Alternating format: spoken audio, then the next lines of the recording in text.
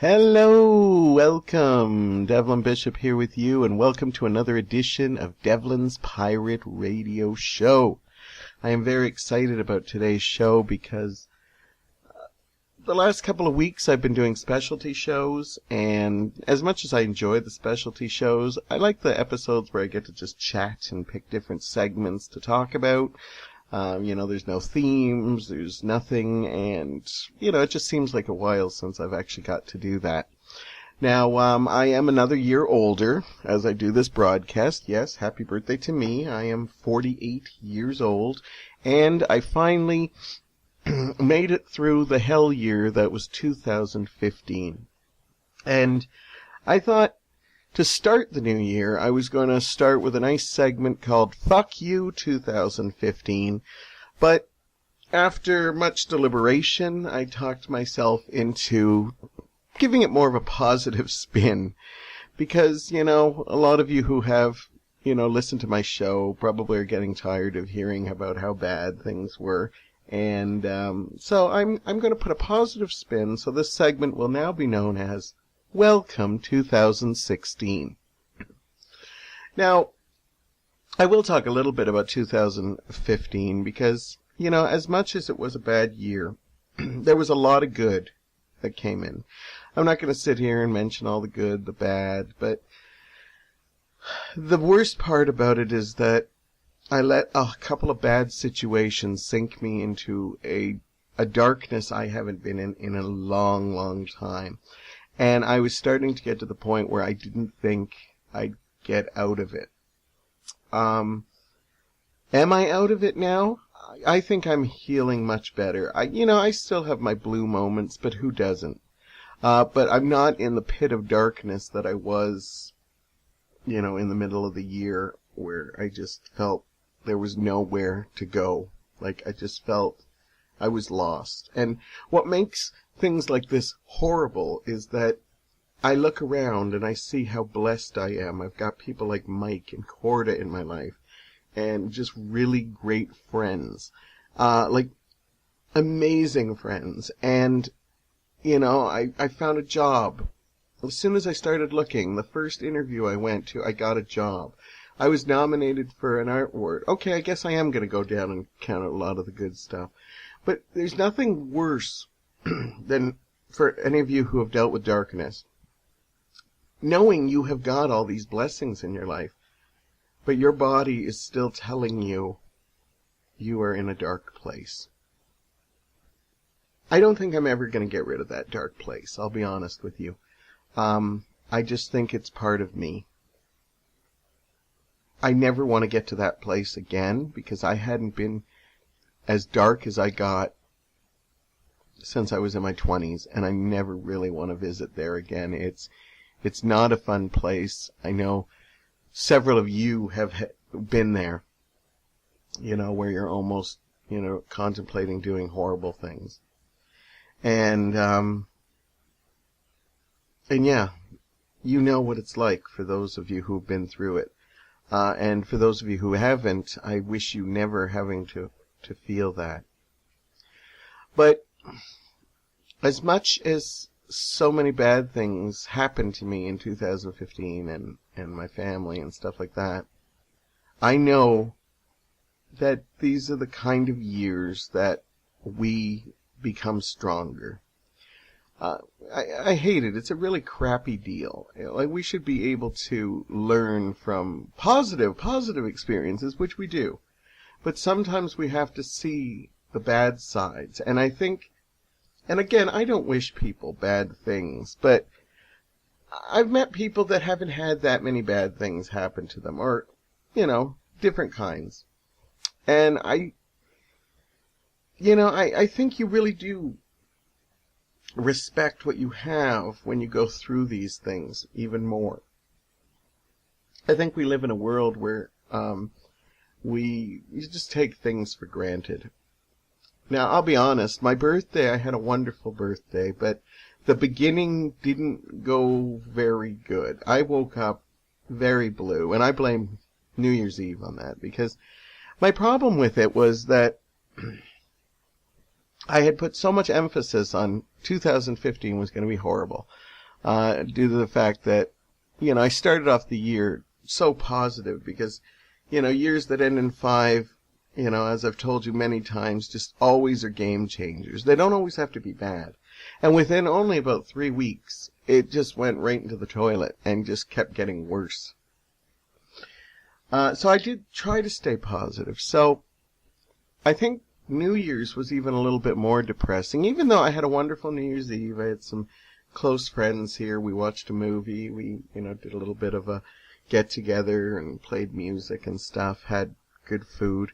But I started thinking about how I put so much emphasis on how bad 2015 was. What if things don't change that much? What if it isn't the year this year? What if it continues? And then, you see so many people like, oh, I didn't have a great year, and next year's going to be better. And it's great to see that positivity. But the truth of the matter is nothing is guaranteed, I may have had a crappy 2015. Someone else might have a crappy 2016. Just for me, it seems to work with years ending in 5. And by all means, I don't wish anyone, even... I'd like to think I was this evil person, but the truth of the matter is I don't wish even, people I hate bad years. Yes, I do kind of wish little bad things happening to them, but I don't wish them really, really bad things. I like to believe in karma, and then if they do bad things, it's going to come around to them. But in no way do I, want to curse them, even though sometimes I have moments where I just, I want to learn curses. I want to put curses on people. But anyhow, as I said, I wanted to put 2 middle fingers up in the air and fuck you, 2015. But I wanted to start the year on a positive note and just concentrate on all the pluses in my life.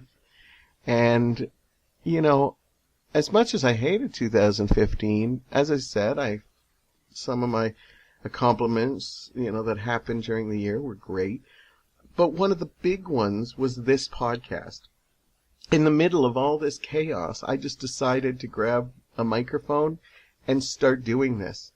And when I look over the episodes I've done so far, I am so proud.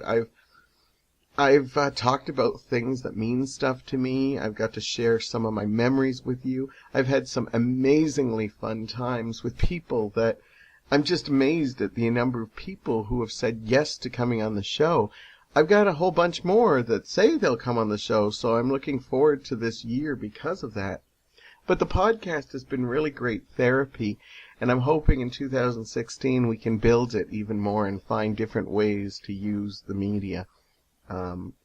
That's all I'm going to say about that right now, but we're working on some things.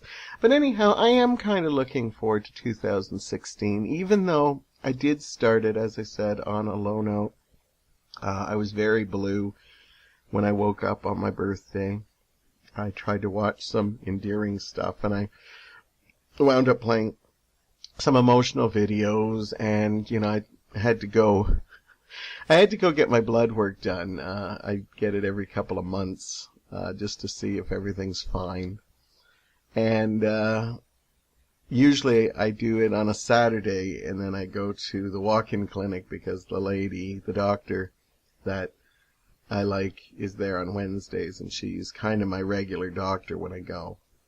Anyhow, so I decided I'd go do my blood work on my birthday, and so I was fasting all night. Maybe that's why I was blue too, being a big guy, I like to eat, but I wasn't actually that hungry. Normally I'm famished when I do these things, but for some reason, just probably the amount of food you eat through the holidays. Anyhow, I took a shower before I went, and I actually cried. I cried in the shower. I was one of those cliched Desperate Housewives. And again, I feel bad when I cry, because I have so much going on in my life, friends, family, but you know what? It just happens. I just feel, oh my God, what if things don't get better? Even though they're already intensely better from how we started last year. But anyhow, and then I went for a walk, and then I had a wonderful moment with, I decided I didn't want to go home right away. I decided I'm going to just walk. Sometimes walking with music helps. So I just decided it was Saturday. I'm going to go downtown to the Hamilton Farmers Market, maybe pick up some meat pies and maybe buy me some flowers. And while I was waiting at King and James for the light to change, I actually turned my head. And there, standing there, was one of my best friends, Damien Troutman. And he was heading to work.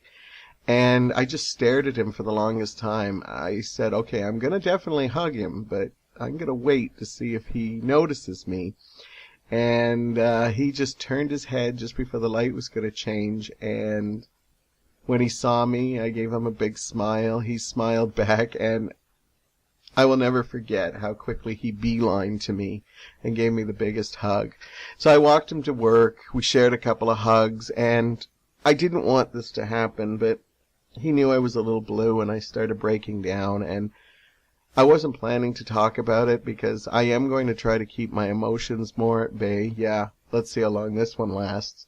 I bet you I'm blubbering by the end of this episode. But anyhow, I let go on him, and I was talking dark again, and I hated it. I even apologized to him later in an email. I said, look, I had no intention. I didn't want anyone to know I was this blue. And he talked to me, sent me a really nice note, and, I spent the day with Mike, and a couple other friends came over. I wound up just cleaning. I just wanted to, spring clean. You know how, all Christmas, we got rid of all the Christmas decorations. I put all my stuff, my movies in alphabetical order. That kind of stuff takes my mind off stuff, and it was kind of nice. And then we ordered from this wonderful Chinese food restaurant called Friendship Chinese that I'm absolutely adoring.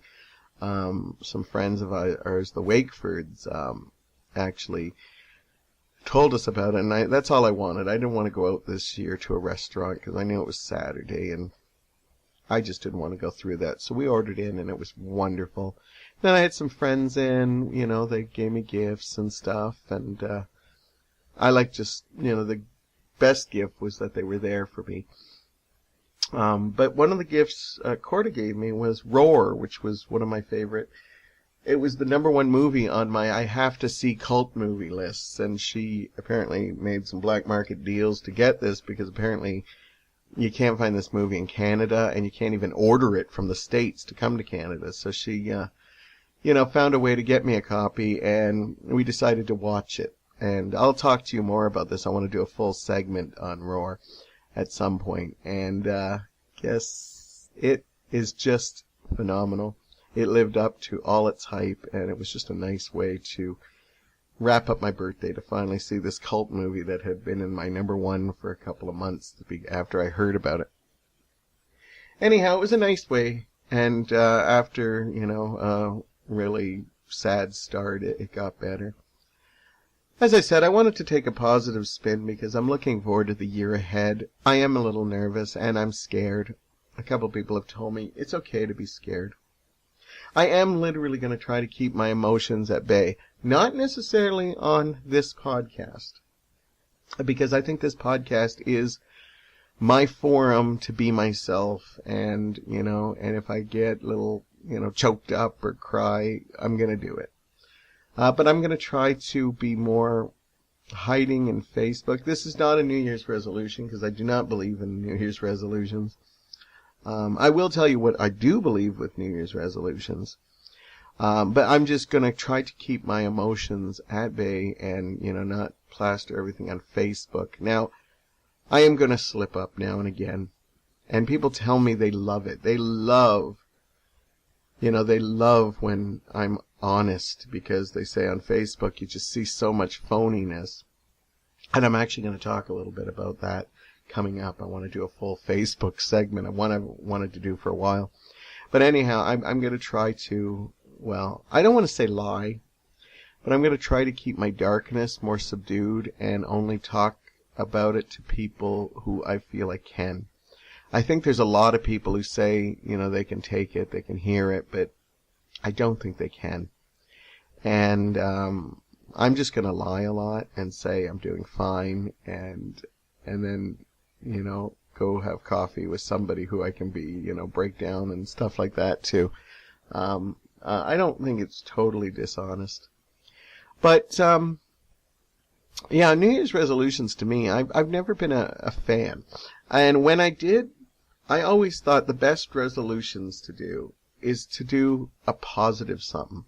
A lot of people subtract things, as in they decide to... I'm trying to figure out exactly what I'm trying to say here. I want to quit smoking. I want to, lose weight. I want to quit swearing, whatever it is. It's always subtracting something from your life. And I think it puts a big pressure on it, and that's why people fail, and then they get depressed because of that. Well, I am saying that in my life, I thought of adding stuff. And when I mean adding a resolution, like, I think I'm going to draw more. I'm going to read more. I'm going to spend time with friends more. I'm going to take a pottery class that I always wanted. I think it's positive. I think a New Year's resolution should be you add something positive. Because, one, if you don't wind up doing it, you're not going to feel as bad.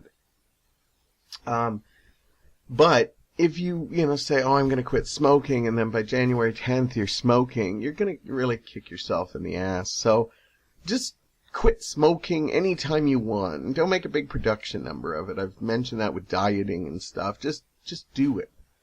As Shia LaBeouf says, just do it! And that's what my attitude's going to be. I'm going to watch that Shia motivational video, and I'm going to listen to all the Olivia Newton-John healing songs I can find, and together I'm hoping they'll send me in a very positive direction. I don't have any big plans for 2016. I'm going to continue the podcast. I'm going to try to get back on stage. I'm not sure how I'm going to do it yet, but I need to get back on stage. I haven't been on stage since last February when I did the annual How We First Met show, and I'm going to try to get back on that. Whether we're doing that show again, I don't know. I've got to make plans for that. And then, that's one thing I want. I want to try to get back on stage.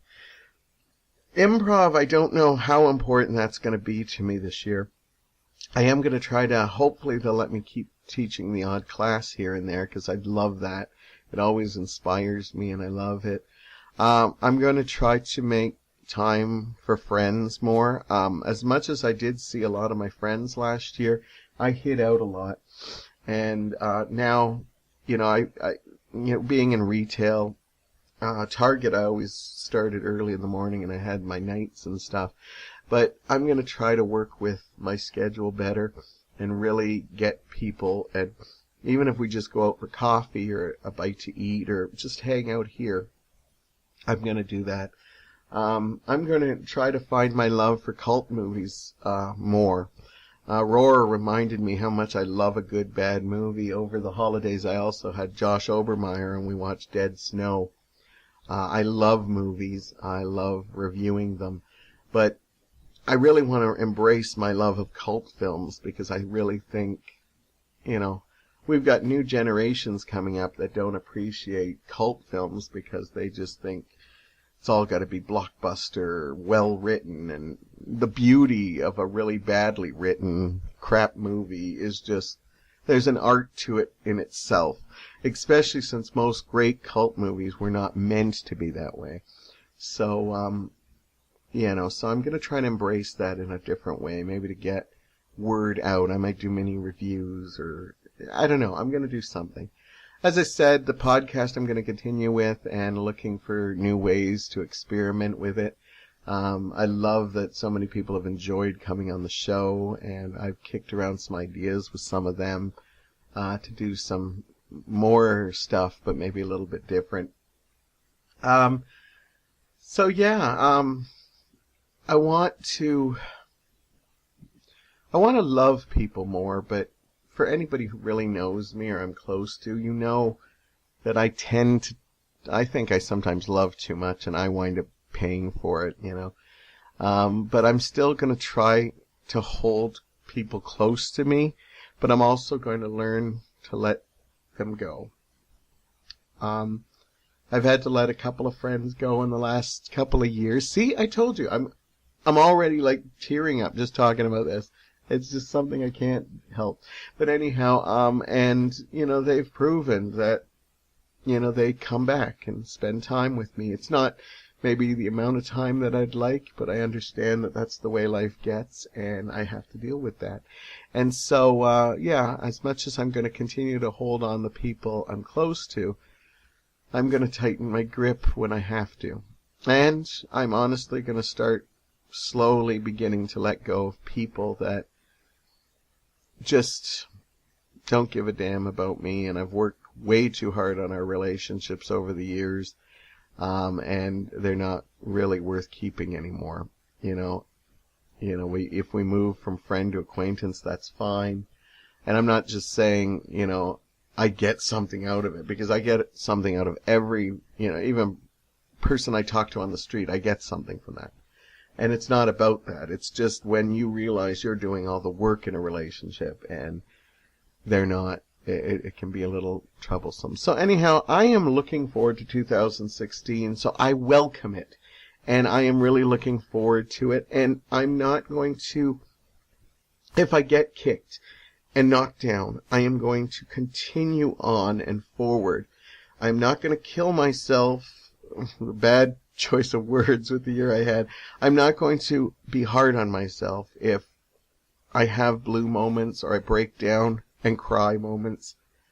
But I'm not going to let them get me in that hole again. I don't want to go there. I don't plan to do that. So anyhow, that's welcome 2016. I'm going to take a short break and I'm going to come back and talk to you a little bit about one of my bittersweet relationships in life, Facebook. I love it, I hate it, and I'm going to tell you why right after this. Hello, I am back. Devlin here with you, and my first official episode back in 2016. Although, I did drop my last episode on the last day of 2015, so I'm going to count this as my official first one. And I've got a topic, I've been wanting to talk about this for a while, but I always put it off, and I thought, let's start the new year with it, because 2015 was a particularly not great year for this. I'm talking about Facebook. We all still use it. Some of us don't. Some of us use it sparingly, but others are still very much obsessed. I am one of those. I love Facebook. To give you a little my history about my days on Facebook, I actually started on social media. We did a website called Hip Shockwaves. Me, Corda, and a couple of friends, including Mike. We used to write articles. It was a monthly magazine. It was quite awesome. And then websites started going the wayside, and we were just getting too busy, and we dropped doing it. It was done. And then I wanted to stay on social media, and somebody told me about a great new site that I should check out, and I did it, and it was huge. And then I noticed nobody was using it because it was called MySpace, and I came late to the party on it, and I was loving MySpace. And it was too late. Nobody was using it anymore. And I literally tried, and then finally somebody told me about, they're all going over to Facebook. And I didn't know if I wanted to try it, but I did, and I became a Facebook whore, a self-proclaimed Facebook whore, and I've just loved it. Now, the early days of Facebook I really liked, because not only did you get to, I like that you got to decorate your Facebook. When you first came in, you got to make it your own. You got to, change up colors on it. I know MySpace did that more. But I remember putting little Christmas trees up that you could pick the Christmas tree you wanted. And you could put, your favorite movies and stuff like that. And slowly but surely, stuff like that disappeared. You can still put your favorite movies, but they didn't give you the option of, here's my top 100 all-time movies and stuff. I used to like it when it did that. Now, in the early days of Facebook, a lot of people put it down, but I liked it because I started being able to connect with a lot of people. And even it was people I didn't get to see all the time, and it was just a wonderful thing where you could just jump in and like, hey, I'm talking to somebody that I haven't seen in ages. I'd find friends that I went to high school with that I got to reconnect with and talk with them, which I wouldn't have maybe if I passed them on the street or something. And even if we, some people moved out of the country and now I could regularly talk to them. But not only that, but they were sharing photos and I was sharing photos and inspirational memes and music videos and stuff like that. So Facebook to me was a very powerful thing. You could tell people what was on your mind and stuff. And I still think it is. I still do enjoy Facebook, even though I have to take little breaks from it now because I've really not liked some of the directions. And it's not Facebook. It's the people who use Facebook. Let me get that straight. Now I want to thank all the people. Some people have said that I actually use Facebook really good. And because I like to post, positive things. I like to post, music videos of the day. At Christmas, I do a countdown, which people seem to really like. I post things that I find funny. I don't often go very newsworthy or political. I will post deaths because celebrity deaths to me are, sometimes we hear about a big celebrity death, but then smaller ones we don't. And I believe, everybody should have a time to reflect, even if it's, just a small character on a TV show you used to love. They have the right to have their tribute. So I like to do that. I do vague book a lot where I basically put, I'm having a crappy day. And I'm not going to tell you why. I do that. I don't know why I do that, but I like people to know I'm having a crappy day, but I really don't want to talk about it. And I do sometimes say way too much on Facebook as far as, and I always, why did I just put that? Well, now I actually think about it a bit, and I don't just run in and type something.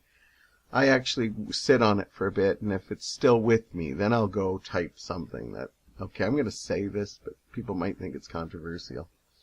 People tell me they like it. They like that I'm so raw with my emotions and stuff like that. I know other people must just cringe and roll their eyes, but who cares? They're not exactly listening to this show. They're upset with my little statuses. They're not going to be listening to a full-fledged podcast. But anyhow, for the most part, Facebook is absolutely wonderful. I still poke. I remember when poking was talked about early on, people were like, what's with the poking? I don't get the poking. And to me, it was lovely because it was a nice little way to let people know I'm thinking about you. And you go, poke, and then they see Devlin Bishop has poked you. And I've had regular pokes for a while because people don't use it as much. But I'm lucky that I still have a couple that regularly do. I just think it's a nice little thing. But again, people read too much into it. It just gets like, oh, I don't understand it. Not everything has to be analyzed. The problem this year I had with Facebook was, okay, I don't like everything people post, but, sometimes that's okay. I just go down it. You just scroll down. As in, I'm not a big fan of seeing people's food. Okay? Sure, if you have a nice steak and you want to show it, or if you made a nice dinner, I'm fine with that. It's not the end of the world. It's just not my thing. I actually, for the longest time, wanted to get Mike to take a picture of me in the bathtub eating zoodles, just because I thought it would make for a funny profile picture. And I thought, well, if you guys are showing your foods, then maybe I want to show me eating comfort foods in a nice, comfortable bath. I thought the bubble bath was an added touch. I never got to do it. I don't know. I'm just afraid of doing nudity. Like, I make sure I have a lot of bubbles and then find out later that, oh my God, I don't have any. I'm showing that and, I can't believe I just said that. My dork's hanging out for all to see. Nobody's looking at my zoodles anymore. Yeah, it's funny. I talk about my dork and I totally lose my thing. So, some things don't interest me. I love seeing family pictures. If I'm in the right mood, I don't mind seeing your kids. I don't mind seeing vacation pics, your pets. I like it. I'm very endeared, and sometimes it makes me smile. I know some people think I'm an ogre and I don't like kids. I actually really do like kids. I don't want to be around them 24/7, so to see a nice picture, a short video is fine. You know, I am a liker. I like to put like. I know there was a kind of a phase where people were like, I'm not just going to like. And I think power to you if you're one of those people. I'm not saying in any way that it's a horrible thing. But when people started overanalyzing, like, if you just put like, it doesn't mean the same as making a comment. So I think there was a whole wave of people that just decided they have to comment. Just on the things they really were important to them. And that's great. I have no problem with that. I am a liker. I think a nice little like, oh, that's nice like. Sometimes you hit a status that has some bad stuff in it. Like, I lost my relative and it's very sad and that. And, they had a long suffering illness but I'm going to remember all the good things. And you want to like it because of the fact that you're like, well, it ends positive, but I don't want them to think I'm liking it because they suffered from a long... So, the like button can be a little bit more. So that with that, you might want to like it and then maybe send a special message off, like, my condolences, stuff like that. The people who chose, like, I'm just going to do comments and I'm not just going to like because I want everything I do. That's great. I have no problem with that. There are people that feel the need to comment on everything. And there's nothing wrong with that either. It's just sometimes it's just, there's nothing more maddening to me when I'm in a bad mood and I post a status that's bad and it's self-explanatory. This is how I'm feeling at the moment. And then I know within like a couple of hours I'm going to have a comment that's going to be like, but look at the positive side and stuff. And I'll know a couple of the names that I know I'm going to see. And I'm like, look, I want to look at the positive side. But please send that to me in a little letter because I want my point to stand. And when you're like whizzing all over it, with the positive side, it's like, no, I want it to be angry at this moment. And now you've made me look like a fool. But you know what? I can take all of this on Facebook. The part that I am really getting bothered by on Facebook is we have hit a really scary part in social media. This is not just on Facebook. In fact, it's worse on like forum boards, message boards, the anonymous trolling about how everything's negative. I've read positive posts. I really like this show. I like this movie. And it's like people just go out of their way to just take a dump on it and have to put their own 2 cents in. And you're seeing this lovely thread on a message board. And and then suddenly somebody just puts a really horrible comment. And this is becoming more and more on Facebook.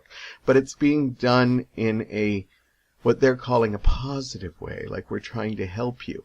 And it's not anonymous because you can see the people. This drives me crazy. Because it's like, it's not helpful at all. It's just you having to flap your lips. And you don't like people being happy about something, so you have to say, who cares? If everybody loves a movie, and I want to do a segment in the future about movies everybody loves that I don't know why I want to do it, but I think it'd be fun. But anyhow, if I don't love a movie, I'm not going to I'm going to tell my 2 cents. I hated this stinker. It's garbage. I don't want to do that. It's not me. So I'll let people love the movie, even though, it drives me crazy that they love the movie. I just keep moving. Now, another thing I hate is people that have to make declarations about deleting their friends. Well, I'm going to clean out my friends list. Do you want to be on it or not? This is the stupidest thing I've ever seen. I cherish everybody who accepts my friendship. I can probably say I know the majority of the people, because I know sometimes you meet somebody, you befriend them, and then like 2 years later you're like, who the hell's that? Because they don't go on Facebook or you just never see them. And so I can understand cleaning that out. Okay? If you want to get rid of them, that's fine. I can happily say that I know how I became friends with the majority of my friends, Facebook friends. If you want to get rid of them, get rid of them. Don't make this, I am deleting your friends. Because in my opinion, that makes you look like an absolute douchebag and you don't cherish anything in your life. And I know you're trying to say, but look, I'm cherishing these other people and I just don't want that dead weight on it. Well, you know what? You look like a douchebag. I'm sorry. I'm going to say it. It looks horrible when you have to make public declarations. It's trying to make you look like a badass and at the same time make you look like you're being endeared to the other friends. But to me, it just says, a lot of times I'm so tempted to, you know what, do me a favor and delete me. I think you're a great person, but this declaration of stuff is horrible. I can't stand shaming. This kind of goes in with trolling. I had a conversation with somebody, and I told them that we now live in a world that bullying is almost, we are trying so hard to eliminate bullying. But shaming has now been okay. We have replaced bullying with shaming because we have these people who believe they're social justice warriors that feel that they have to say what's right. I've seen them post pictures of people like parking badly or, look what this person did. You know what? Okay, there's horrible people out there. And if you feel the need to do that, that's great. But you look just as bad to them, to me, than to them. Like, who are you proving? You're not getting them arrested. Shaming is just, I'll put a music video. I always use this as an example. I put up the song Blurred Lines when it came out. Absolutely love the song, got a great beat. I don't care if it's stolen. I knew immediately when I heard Blurred Lines, that's Marvin Gaye. But it didn't bother me. I liked the song. I didn't know, if he got the rights or what. And immediately people were putting, this is about rape.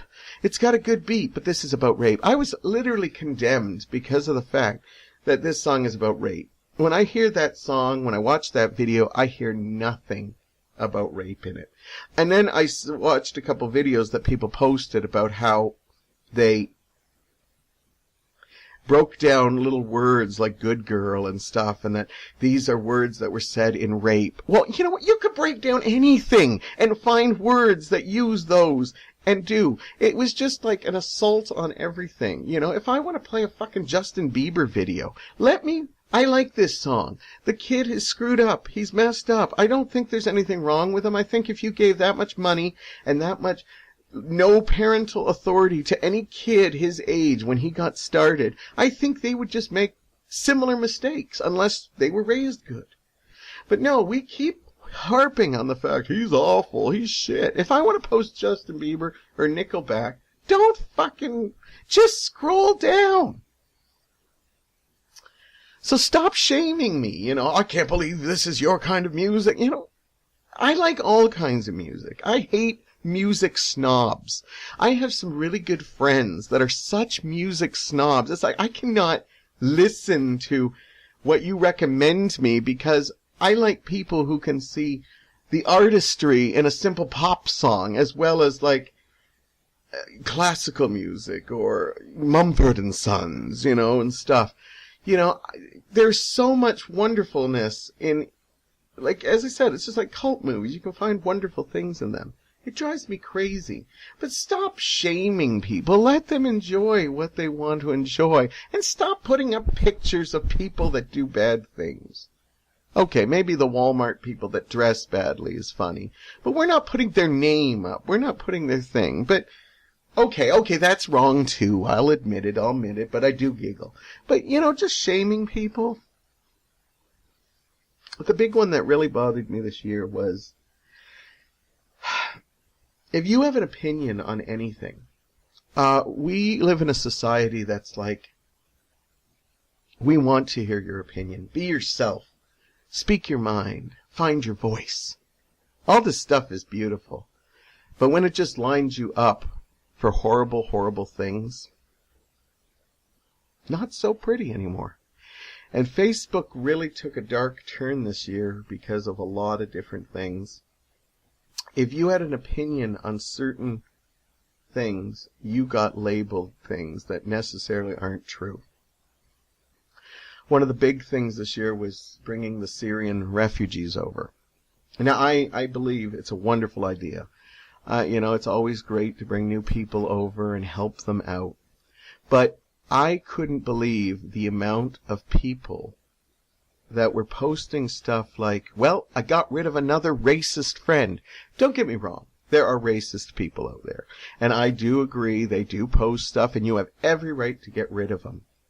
But it got to a point with Facebook that you couldn't say one negative thing without being called a racist. Caitlyn Jenner, if you did not support her or said one little thing, you were considered a homophobe. If so many different circumstances, if you went against anything, you started getting labeled things, and you have an opinion. I am all for the Syrian refugees. I was touched when I saw Justin Trudeau coming, welcoming them to the country. I thought it was moving. I think we're doing a really good thing with these. In my opinion, though, I can't help but think that we still live in a country that has homelessness. We have our own people living on the streets who cannot think. And I would like to have seen some of that money going to help our own. I post that on Facebook. If I did, and I didn't, I would have been labeled a racist. You're not looking at it their point of view. I can't believe that. If you didn't support Justin Trudeau, you got labeled like communist, you're, conservative, you're a rich, well-to-do thing. I was all for Justin Trudeau. I voted for him. I'm happy he's in charge. He's done some wonderful things. But I would never just go after people just because that was their opinion. So Facebook suddenly became this nasty world. It just became this nasty, nasty world with a little bit of bright spots inside.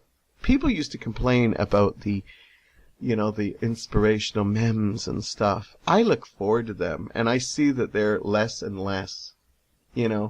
People don't read a quote. They are like, oh, that person didn't say that. You should Google it and check it out. I don't care if Marilyn Monroe didn't say that quote. It's a beautiful saying. Yes, I like to get my facts straight when I post stuff, but if I post something wrong, read the damn quote. You could send me a little message and saying, I don't think Marilyn Monroe said that, but no, you have to just post it and let everyone know you're an idiot. You didn't check it out when I was looking at the words. Anyhow, I still go on Facebook, but I have to take Facebook vacations now because it's gotten to be too nasty. I think I'm going to start on seeing people's things. I've only done it with one person, one who I truly believe was homophobic, and it wasn't like a misunderstanding, because I'm pretty good with homophobia. I know people that are my friends that are homophobic, and they put some real questionable stuff up, but I get where they're coming from.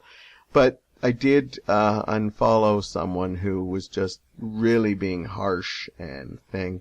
And I'm going to start doing that to other people. I'm going to just start I'll still be their friends, but I'm not going to see their feeds just because, I'm, as much as, there's people deleting people, like, go on, say your racist remarks about, Syrian refugees, say your spoil things from, I want to delete more people off my friends list. I'm just going to get rid of those people because I don't want them in my life. Yeah, I don't want racism. I don't want that. But I do want my friends to have opinions, One thing about Facebook that drives me absolutely bug nuts is the memes of people posting about how we desperately need mental health. We need it to be more talked about. We need it to be thing. I am all for this. I am all for this, and I see people supporting mental health and that we need to get the word out. We need people talking about it. And then 2 days later, the same person will post how we have to execute murderers and child molesters. Yeah, I agree, repeat offenders and stuff, but I think mental health may have come in possibly. It should at least be examined if mental health had something to do with child molesters, murderers. But you cannot say we need to be more tolerant to mental health people and then do away with the ones that you don't particularly like. It goes hand in hand. And sadly, we've become the biggest hypocrites out there. And if you don't believe me, check your Facebook. Read what one person writes one day and what they say to the next day. Trust me, you'll find it. I take vacations now from Facebook. It might be a couple of days, but sometimes I need to step away. I'll still look to see if I get messages, but I have to step away, or it drives me crazy, because Facebook isn't as fun as it used to be, but I still think that I get to connect with a lot of people, and that's why I'm going to stick with it as long as I can. Anyhow, I'm going to take a short break, and then I'm going to go right off topic with all this stuff, and I'm going to go talk about the man who inspired me, or one of the many people that have inspired me in my life, but he got me to this place right here, talking my feelings, telling my stories, and I'm going to talk all about him right after this.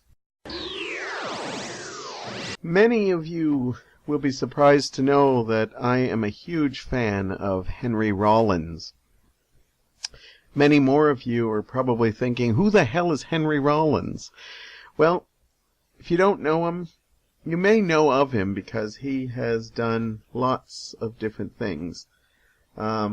He is a man who started his career in heavy metal with the underground successful group Black Flag. He was the lead singer for a little while. And then he went on to his own heavy metal group called the Rollins Band.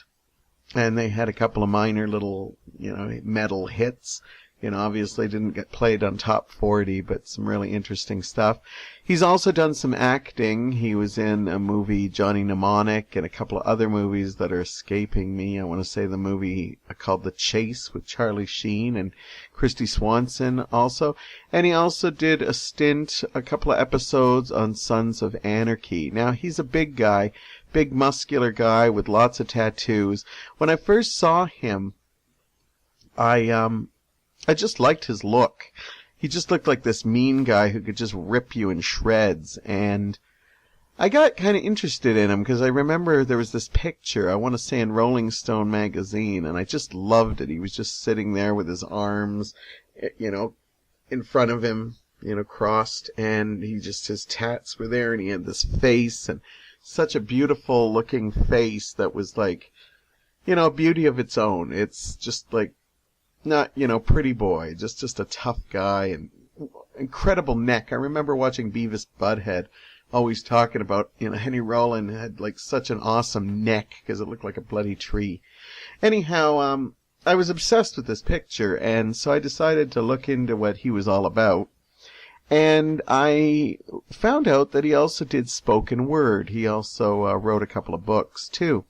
And so I bought a VHS tape and I popped it in, and I was pleasantly surprised to see that this really big, scary dude was actually a really sensitive person and quite intense. He was just so passionate about everything he talked about. And he would tell funny stories about his travels all around the world, or just being, his stories being in, metal bands and stuff. And then, when he helped out in charity stuff, or he talked a lot in his early stuff about a friend that died and how it affected him and how it just changed his life because he was shot down in the prime of his life. I became an instant Henry Rollins fan after that. After the spoken word stuff, I got into his music and stuff, and I don't listen to a lot of metal, but every once in a while there's a need to just pound your fist into the sky, bang your head, the whole works. And I really like his stuff for that. And I've even enjoyed his acting and stuff. But it was the spoken word that really came to me because, I was doing poetry at the time. And I had heard of, people going out and doing poetry, sessions or even, slam poetry, the whole works. But I didn't know you could just go out and do spoken word.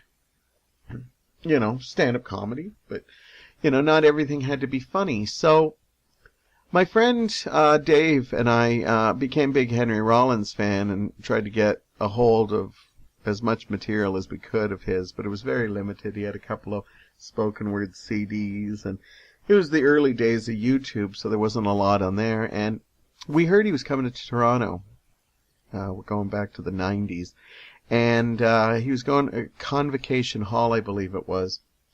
And we talked about taking the bus, taking, whatever we could, the train. And then finally we came up with this idea to ask my brother Paul if we bought his ticket and paid for the gas, if we would go, he would take us. Now, Paul had no idea what he was getting into. And we went, he bought into it. He said it sounds like a fun night. We did, and we were absolutely mesmerized by Henry Rollins. The stuff that we heard on his CDs or his videotapes was nothing compared to what we were going to see. An evening of him was just so wonderful. Here's this big dude that, he'd tell some intense stories, but he'd also be funny, charming, absolutely wonderful. And he was vulnerable too. He wasn't afraid to make fun of himself or goof on himself. He was also very opinionated. He wasn't afraid to put his 2 cents in. And it was a magical evening. And my brother Paul, who never knew anything about Henry Rollins, came out of there as a big fan too. In fact, we were on a high when we were walking to our car. We were in the down, Toronto area and walking towards our car, and we decided to stop and get a hot dog. And I remember that night, I remember looking at my brother and saying, that's what I want to do.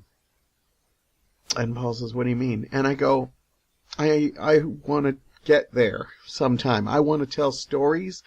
I want to be able to speak my opinion and hold people's attention and just get to be myself in front of everybody. I was going through a period where I was just trying to be everything for everybody else, and I was going through a period where I was just coming out of the closet.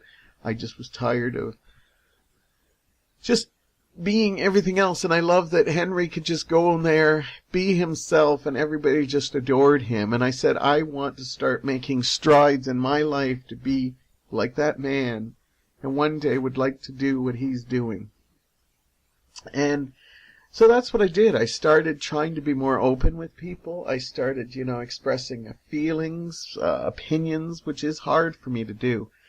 But when I got into improv, I knew that was going to be my ticket to go to other things.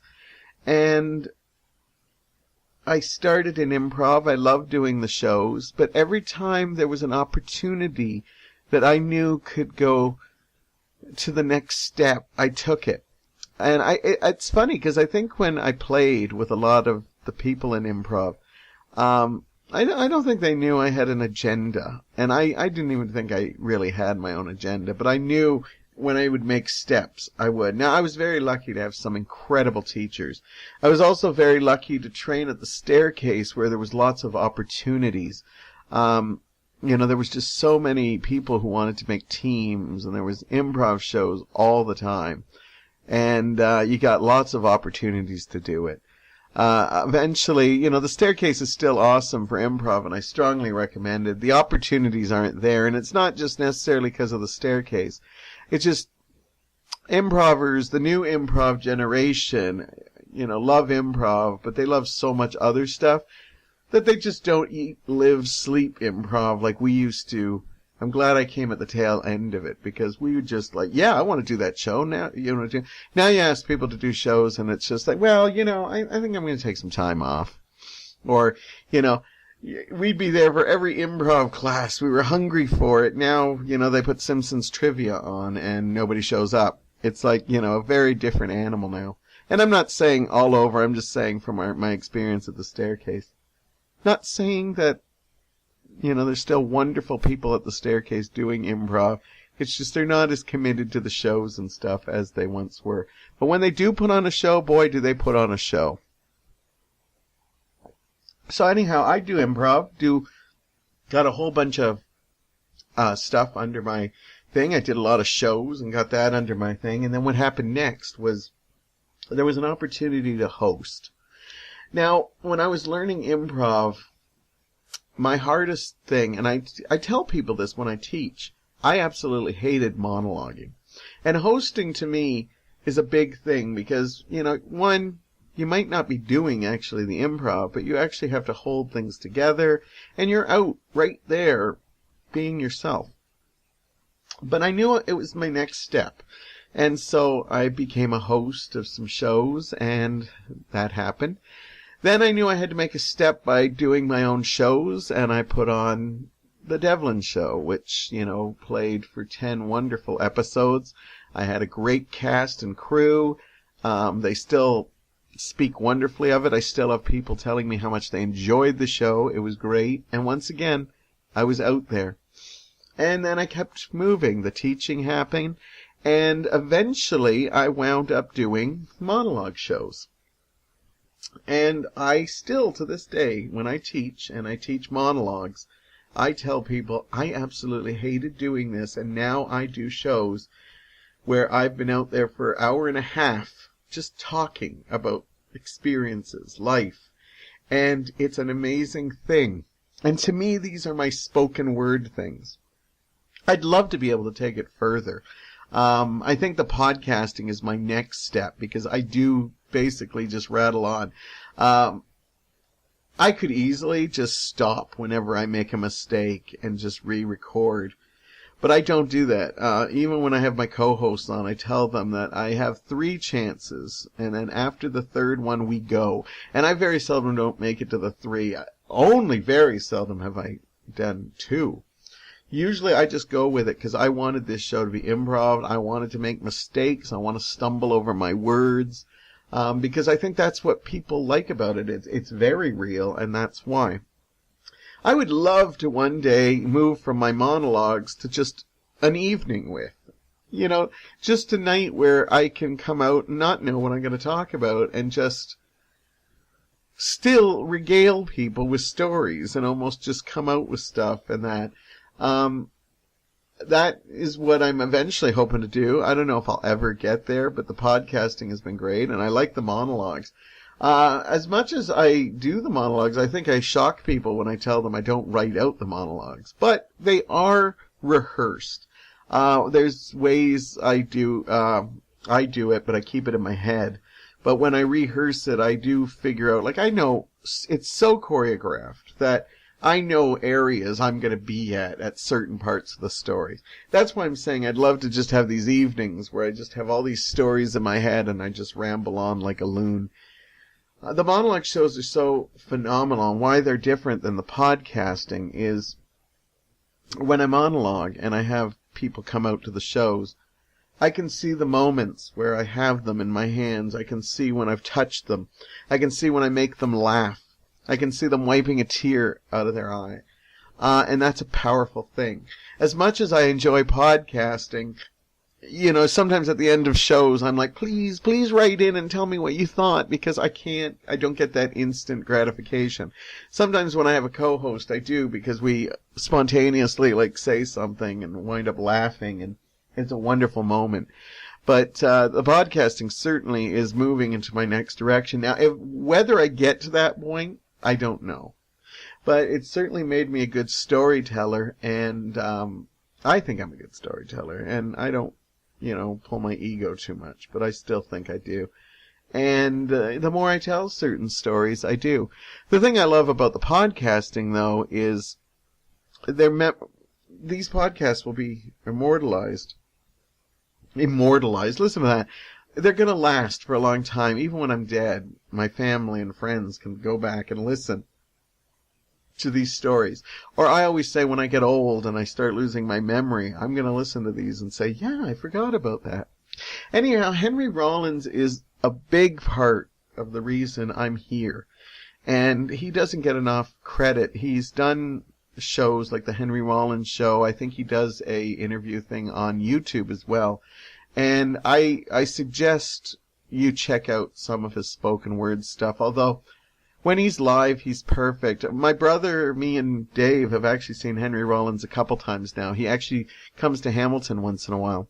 And just hearing him tell stories about Hamilton and how Canada is so different from the States, where, you know, he gets asked for money by homeless people in Hamilton, and he'll, you know, they're just so polite. Even when you turn them down, they're just so polite, where in New York, they'll just, you know, flip you off, or they'll just not even pay attention to you and stuff. And he goes, I can't believe, you know, you Canadians even have, like, polite homeless people and stuff. But his stories are wonderful, and if you ever get a chance, definitely check him out. But of course, wait till after this episode, which is actually coming to a close as we speak. I'm glad I got a chance to talk about Henry, somebody who, as I said, I owe him so much. I even remember during my poetry days, he had a publishing company, and I knew my poetry wasn't any good. I do still plan to read some of it here. I wrote it probably in my 20s, and I'm interested to share it. I'm proud of it, but I know it's going to be cringeworthy. But I'm going to do that sometime, and very soon. Hold me to it, because it'll be a lot of fun to see that side of my life. But I sent his publishing company a thing where I said I'd really like to, you know, to publish, you know, under your thing, and I think they sent me an email back just saying something to the point of, well, you know, Henry really just uses it for his own thing. He doesn't really publish other people. And it was a really nice letter. You could tell Henry had nothing to do with it, but I thought it was fair. But I just kind of wanted that connection, you know, like, oh, I'm sort of touched Henry Rollins in a way, or at least 900, you know, people that work for him before he, you know, never even got to see it. But anyhow, he's a wonderful guy. He's still working. He still does stuff. He hasn't been in the area for a bit, but I would love to see him again. It's been a while, and he's always an inspiration to me. Definitely check him out. Henry Rollins. Can't say enough about the guy. Anyhow, I enjoyed just rambling on. I know I'm going to look back at this episode and say, boy, did I just ramble on, but I loved it because, as I said, the specialty shows are fun, but, you know, I have like a set what I have to do, but it's nice to just kind of freestyle it a little bit more than usual, and it's nice to be back for a new year. I plan to keep going with this. I have some more co-hosts coming up, some that have been here before, and some new ones that I'm going to try to work and get into the schedule. I am so looking forward to this year and some of the new things that I'm going to be sharing with you, and I will let you know as soon as they come to light. Yeah, I hope you guys have an incredible 2016 too, and I hope you give me a little bit of your time and make me a part of it. And we will talk to you very, very soon.